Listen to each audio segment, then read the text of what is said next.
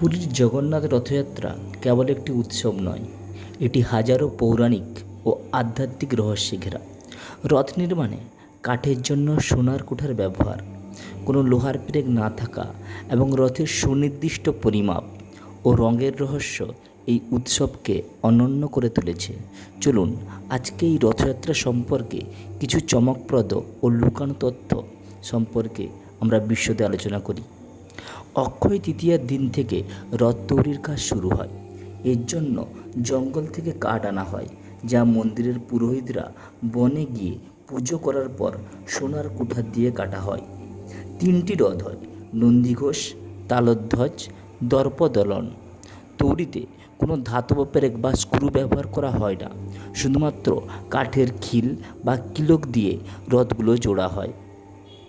ভগবান জগন্নাথের রথের চাকা হয় 16টি, বলরামের রথের 14টি এবং সুভদ্রার রথের চাকা হয় 12টি।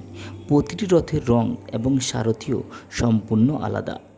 নবকলেবর অনুষ্ঠানের সময় পুরীর বিগ্রহের ভেতর থেকে ব্রহ্ম পদার্থ পরিবর্তন করা হয়। প্রধান পুরোহিত চোখ বেঁধে এটি স্থানান্তর করেন এবং তিনি নিজেও এই বস্তুটি দেখতে পারেন না। জনশ্রুতি আছে এটি শ্রীকৃষ্ণের পবিত্র অংশ। জগন্নাথ মন্দিরের চূড়ার পতাকা সর্বদা বাতাসের বিপরীত দিকে ওড়ে এবং ইতিহাস অনুযায়ী জগন্নাথ দেবের পূজা মূলত প্রাচীন শবর উপজাতির মধ্যে নীলমাধব রূপে প্রচলিত ছিল। এবার চলুন আমরা জেনে নেই রথযাত্রার পেছনে পৌরাণিক কাহিনী সম্পর্কে। রথযাত্রার সূচনার পেছনে একাধিক অত্যন্ত তাৎপর্যপূর্ণ পৌরাণিক ও আধ্যাত্মিক কাহিনী প্রচলিত রয়েছে। সনাতন ধর্মে এর মূল ভিত্তি মূলত 3টি প্রধান কাহিনীর উপর দাঁড়িয়ে আছে। এখানে রথযাত্রার পেছনের মূল পৌরাণিক কাহিনীগুলো আমরা বিস্তারিত সম্পর্কে আলোচনা করব। রথযাত্রার সবচেয়ে জনপ্রিয় এবং আধ্যাত্মিক ব্যাখ্যা হল শ্রীকৃষ্ণের বৃন্দাবন প্রত্যাবর্তন ও গোপিনীদের প্রেম। কংসবধের পর শ্রীকৃষ্ণ এবং বলরাম মথুরা ও পরবর্তী দ্বারকার রাজা হন।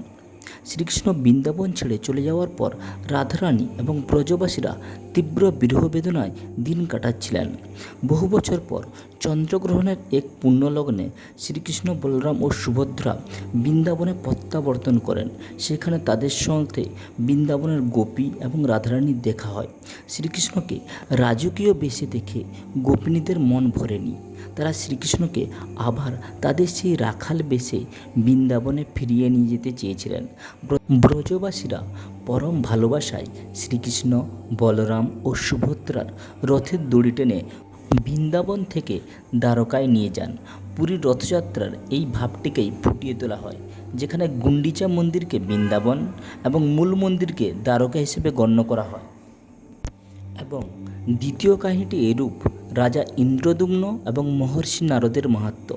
স্কন্দপুরাণ অনুযায়ী সত্যযুগে মালব দেশের পরম বিষ্ণুভক্ত রাজা ইন্দ্রদ্যুম্ন পুরীর জগন্নাথ দেবের মন্দির নির্মাণ করেছিলেন এবং মহর্ষি নারদ তাকে এই উৎসবের নির্দেশ দিয়েছিলেন।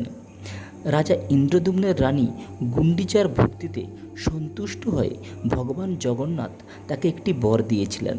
ভগবান প্রতি বছর আষাঢ় মাসের শুক্লা দ্বিতীয় তিথিতে তার জন্মস্থান অর্থাৎ গুন্ডিচা মন্দিরে মাসির বাড়ি 9 দিনের জন্য বেড়াতে আসার প্রতিশ্রুতি দেন। সেই ঐতিহাসিক যাত্রাটি আজ রথযাত্রা উৎসব নামে পরিচিত।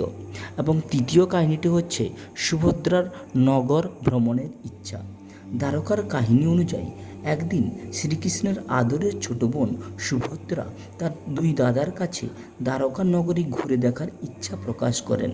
বোন সুভদ্রার এই ইচ্ছা পূরণ করতে শ্রীকৃষ্ণ এবং বলরাম তাকে নিয়ে একটি বিশাল ও সুসজ্জিত রথে চড়ে পুরো দ্বারকা নগরী পরিক্রমা করান। দ্বারকাবাসী তখন মহানন্দে তাদের স্বাগত জানান। এই আনন্দময় নগর ভ্রমণের স্মৃতিকে স্মরণ করেই প্রতি বছর রথযাত্রার আয়োজন করা হয়। আপনাদের 3টি কাহিনিই শোনানো হলো। এর মধ্যে কোন কাহিনিটি আপনারা বিশ্বাস করেন বা ভালো লেগেছে আপনারা অবশ্যই জানাবেন। এছাড়াও জগন্নাথ দেবের রথ তৈরিতে দারুব্রহ্ম বা নিমকাঠের রহস্য সম্পর্কে জানতে চাইলে, নাকি রথযাত্রার অন্যতম প্রধান আচার ছেঁড়া পহরা বা রাজার দ্বারা রথ ঝাড়ু দেওয়া সম্পর্কে বিস্তারিত জানতে চাইলে আমাদের কমেন্ট বক্সে এসে জানাবেন। ধন্যবাদ। জয় জগন্নাথ।